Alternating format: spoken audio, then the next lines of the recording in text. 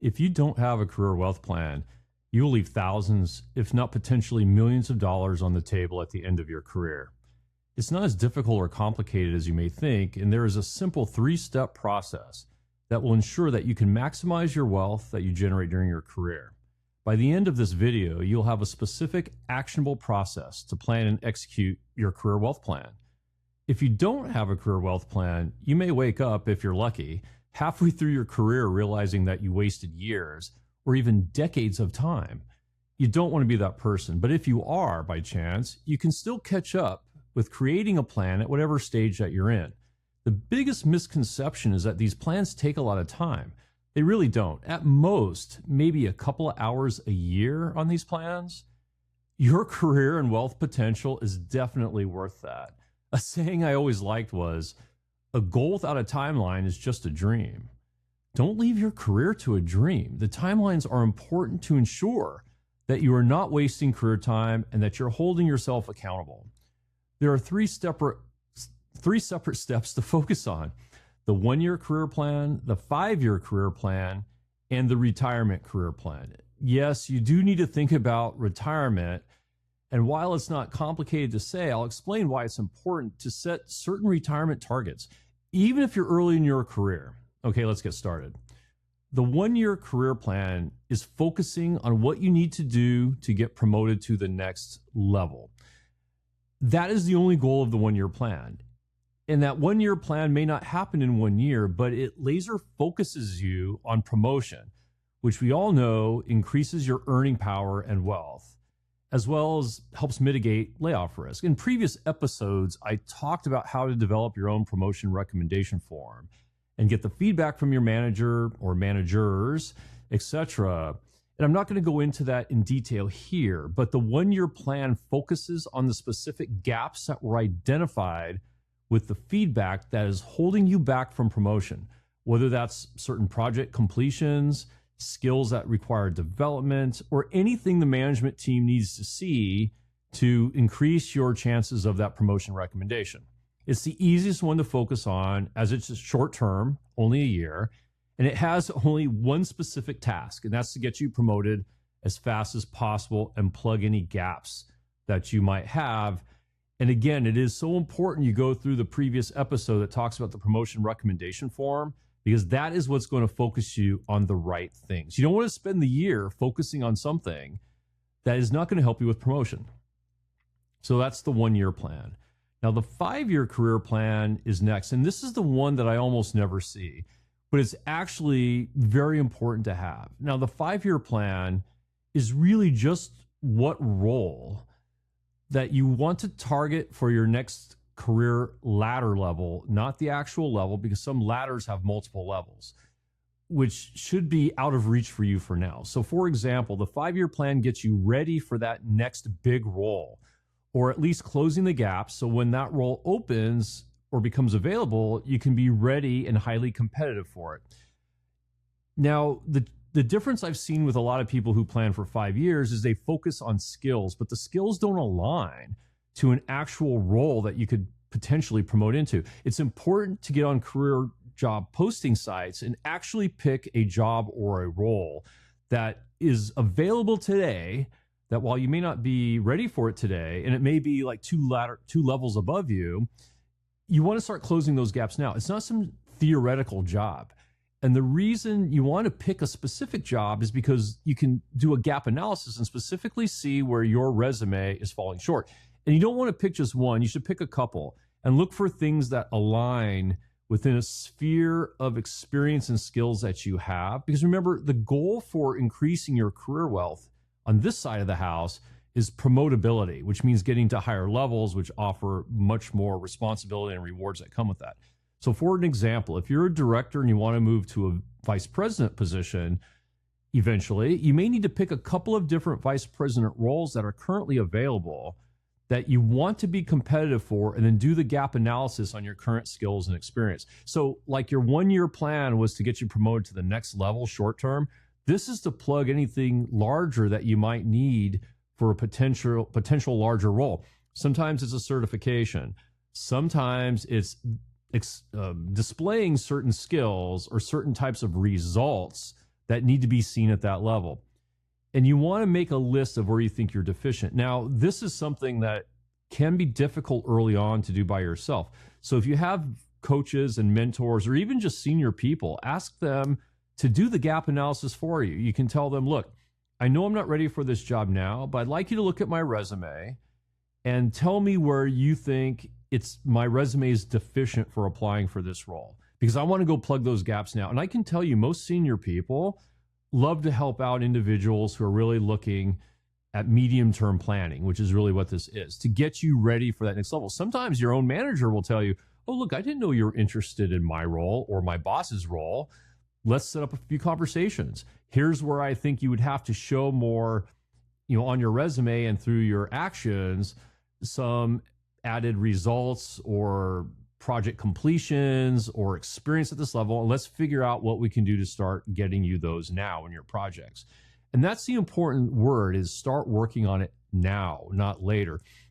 Because these roles, you never know when they're going to open. So you want to pre-fill as many of those boxes as you can. So when that role opens in the future, you can be more ready for it than anybody else that might be out there. Now, obviously, I'm going to hear that there's a risk in picking niche roles or specific roles. But I always felt, and this was the case for me, that if you're excited about the role that you might potentially do someday, even if you're too junior for it now, you will be more motivated to go work harder to plug those gaps or get those certifications, because likely it's something that you're interested in already. Now, in my own career, I never actually got to do any of the roles that I picked for my 5-year plan. But by having a plan and working on long-term gaps, it opened up other opportunities along the way. So remember, you are working towards, I'll just use a vice president level. When you're working towards a vice president level, certain things don't change. The amount of influence you have to have at scale doesn't change. The type of results you have to have generally doesn't change. But what changes is maybe some of the niche experience and certifications that you have to have. So if you're building out the bulk of what's required at the VP level, and then it comes down to specific, let's just say, tactical knowledge you have to have, it's a much easier gap to go fill versus showing that you can manage a team at scale, or you can set metrics across multiple organizations. Those things, and you're closing those gaps along the way. The meta point here is that you're developing these longer term skills that track to a specific role. This has been proven to be more valuable than a hodgepodge of skills that may not actually have any alignment towards a specific role later. This is the career wealth plan. And when we talk about career wealth, half of it is always around increasing your ladder level, if you want to call it that, because that's where the real wealth happens, is at the more senior levels. And I think that too many of my colleagues never really thought about this until age-wise they were much closer to retirement. So that's when you've lost a lot of that runway to really plan out your career in moving it through a number of levels to get you where you need to go while you have time. Because once the time is gone, it's gone. And none of this has to be overly complicated. Remember, the 5-year plan is really going to spend an hour or two perusing some job sites, looking for, searching for the level of role that you might be interested in someday, and then taking a copy of that and doing a gap analysis. It isn't really all that bad. So the next thing that we want to talk about is the retirement planning. Now, don't get afraid on this. I'm not saying you have to go through and make a lot of decisions. But remember, the other half I talked about in career wealth generation is the use of the standard vehicle, which is the 401k. And there are plenty of calculators out there to show what you can have in, say, 30 years in a career based on how much you're putting into your 401k every month. And this is where I say almost anyone can leave $1 to $2 million on the table, because people think it takes a lot of money to do that. But if you start early and you're consistent, it's a proven way to generate a lot of money. So again, you need to use these calculators, and anyone with a modest corporate role for 30 years can have $1 to $2 million in a 401k. I've seen it done over and over with people I've talked to who on that side of the wealth generation, the corporate environment, have done okay. And where people are getting trouble is when they don't figure out in their own budget how to consistently do that. And we're not here to talk about budgeting, but that monthly discipline to do that is actually what corporate America plans for part of your wealth generation at whatever level that you end up in the corporation. The other thing I think is very important, and I think it's more important today as we see the layoffs and everything else, is what age do you want to target for retiring? And I mean retiring in a number of ways. For some people, retiring is stepping back from a full-time corporate role, which is, okay, I want to be able to earn minimum wage or a little bit more, doing something fun, something that is not really work, but I'm getting paid a little bit of money to offset expenses. To some people, that's retirement. Like, they just want the freedom to do something that's fun, but they do plan to make money. And there are plenty of jobs for senior people to do that.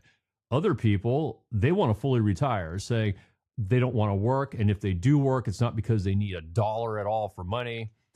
And the age part of this is really important, because I don't care what anybody says. Ageism, particularly in the tech industry, is real. And if you haven't seen that in the current layoffs for all the tech companies, then your head's been in the sand, because it's been real. And I've seen it over 20 years. Once you kind of hit 50, you're fighting a clock at this point. If you're a senior person who's added a lot of senior value in your senior level, a lot of them can go past 50. But I've said it in other videos. I think it's a mistake to think that you could potentially keep your high-paying corporate job, especially if you're in the tech industry, past 50. So anything to me was always a bonus past 50. So you have to kind of just have a number, because when you marry that number up with a standard 401k, is that going to be enough money? And again, everybody's going to be a little bit different. I mean, if you want to have a private jets and a billionaire lifestyle, well, that's clearly not going to work for you. You have to think of something else. But you can have a pretty comfortable life with that. And that's why the other thing that people really need to consider just generally is, what kind of lifestyle do you really want to have? If you want to have that kind of lifestyle, then you need to promote up pretty high in a company, or not do the corporate route, which is what we've really been talking about, which is start your own company or doing something different. And everybody, I've noticed, has a different expectation when it comes to retirement for what they want to go do. So again, if you want to have the 5% to 1% retirement lifestyle, then that's going to require these investments in earning potential in order to out earn what you could get in a 401k and after tax accounts.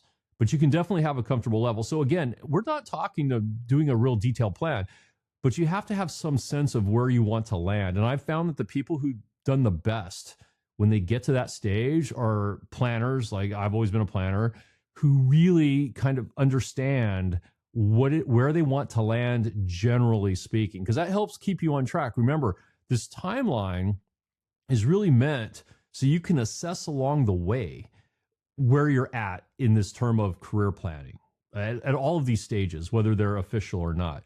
So if you've made it this far, I will tell you, you're already well ahead of 80% of the corporate employees that I've ever met or talked to who put their heads in the sand when it comes to career planning. If you really think about what little amount of time it takes to have a sense of where you're tracking for your career wealth in your future, this is about as simple as it gets. So if you have any questions or like clarification on any of these steps, please put them below. And I'll see you next time, and good luck with the career planning. It's very exciting to complete a plan, and you can definitely win the corporate game doing this.